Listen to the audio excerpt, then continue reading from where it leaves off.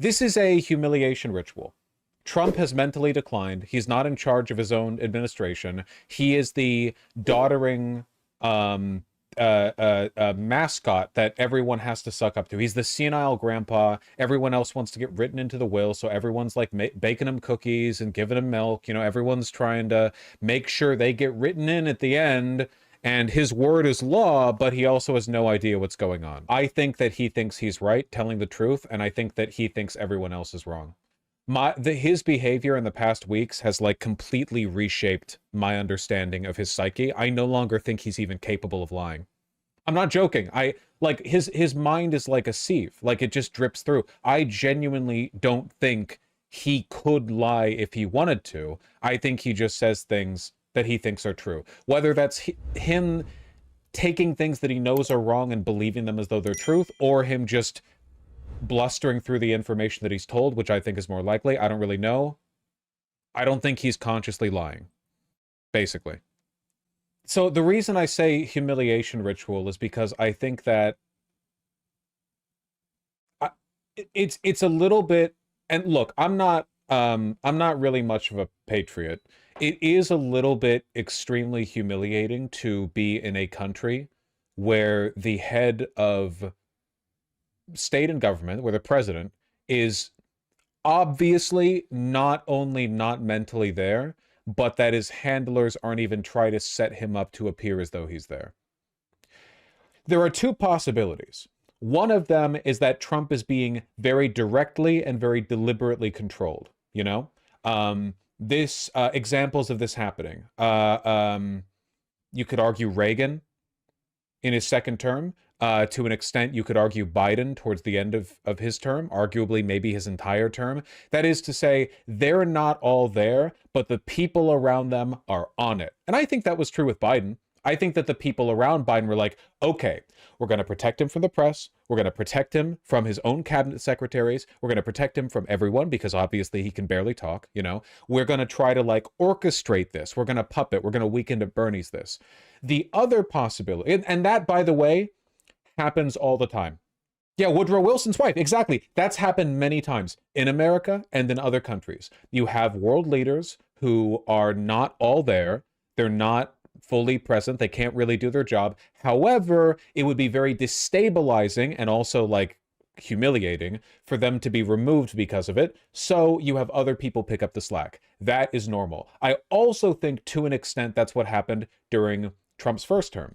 I think that Trump was back then also like kind of an idiot. He wasn't anywhere near as compromised as he is right now, but he was still an idiot, you know. He would try to do stupid things, and the people around him, neocons, seasoned Republican officials, you know, veterans of the political game, would go, okay, sure, Donnie, and then they would just do what they were going to do anyway. That's the reason why, in spite of Trump tweeting like an idiot throughout the entirety of his first term, very little of it actually got done. For the most part, under Trump, in the first term, the country ran kind of normally.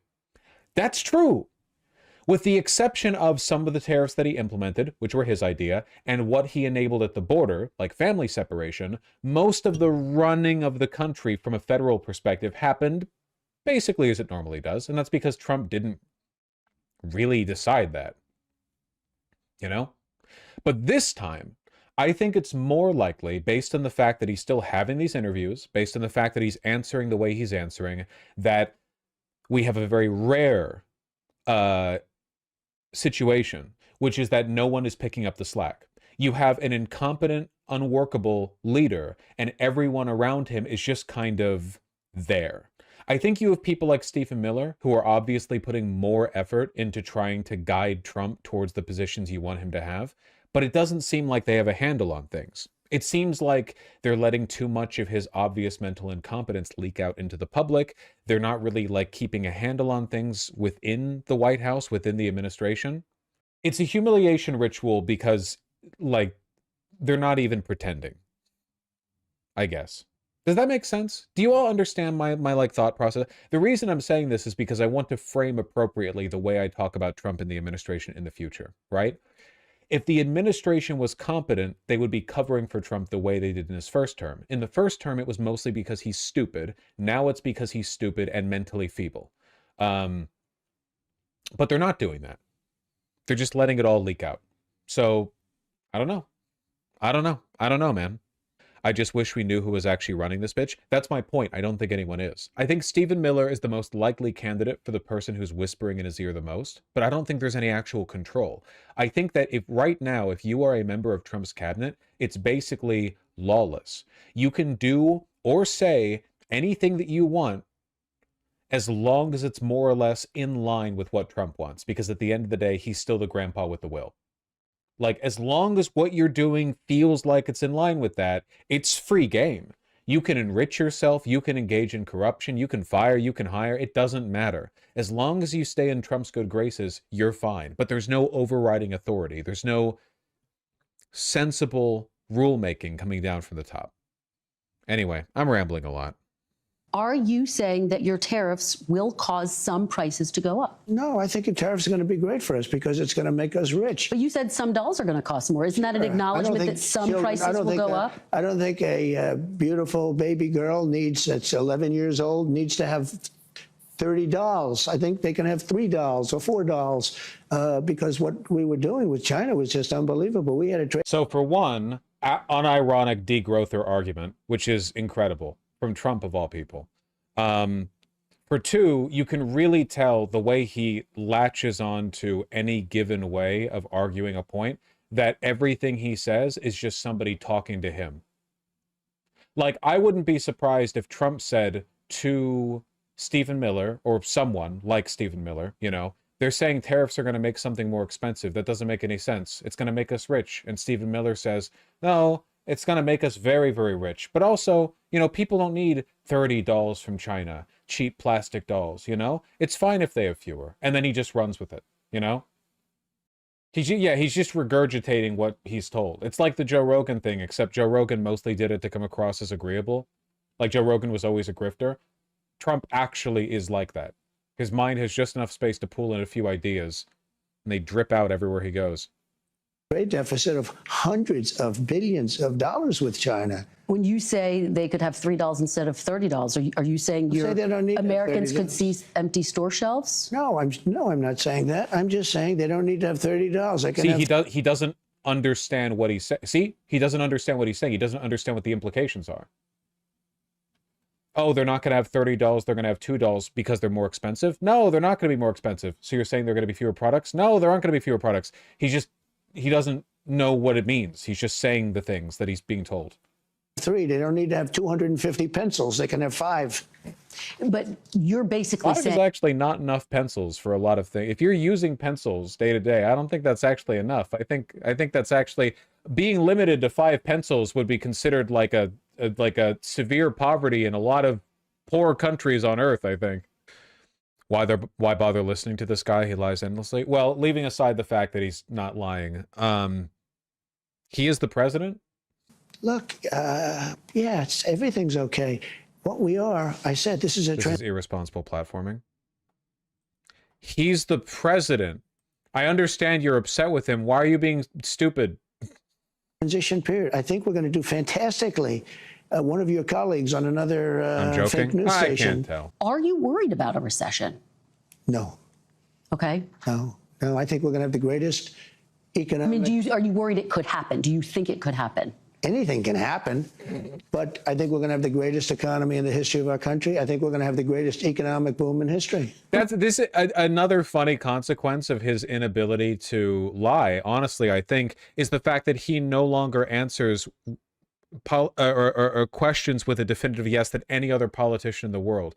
Any politician in the world, if they were asked, are you 100% confident in the person you pick for the job? So you're sure there will be no recession? Would say, of course.